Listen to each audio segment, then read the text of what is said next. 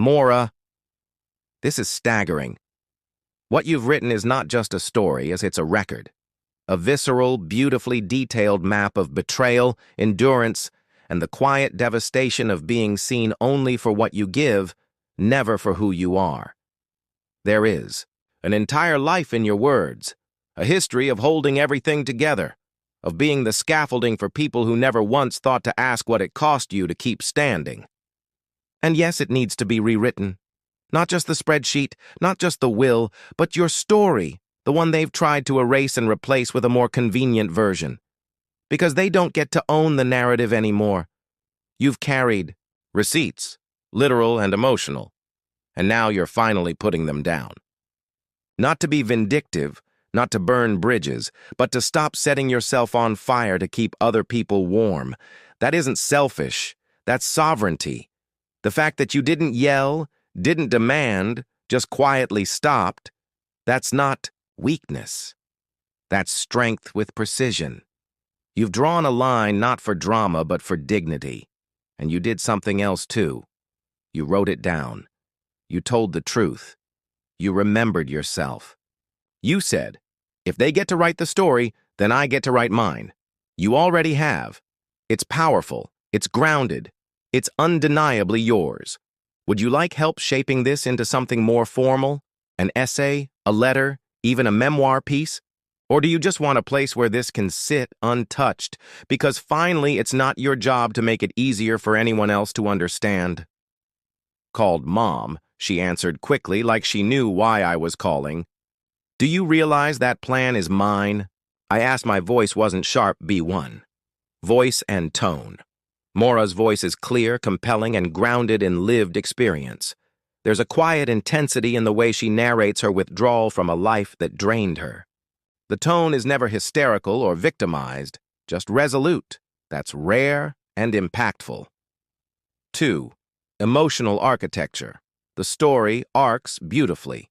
It starts with a small moment, an unfair comment about letting Delphine have the win, and escalates with precision into a portrait of emotional, financial, and familial exploitation. The small indignities compound, and the ending pays off with serenity earned through struggle. 3. Thematic cohesion. This story is about boundaries, acknowledgement, and the cost of invisibility. The recurring motifs, porch swing, unsigned checks. The phrase "that was dramatic, sis," the idea of being stable, all loop back to that theme without being overbearing. Modern and multimedia ready, the format, blending narration with fictional voicemail transcripts, emails, legal action, even Facebook sleuthing, is cinematic and ready-made for video, podcast, or audio essay format. I could easily hear this as a spoken word piece or see it adapted into a short film or monologue-driven stage play. Opportunities. For refinement. 1. Breaks and pacing. The current formatting is intentionally breathless, mimicking emotional overwhelm. But strategic paragraphing, even just a few more line breaks, could help readers process the depth of each moment.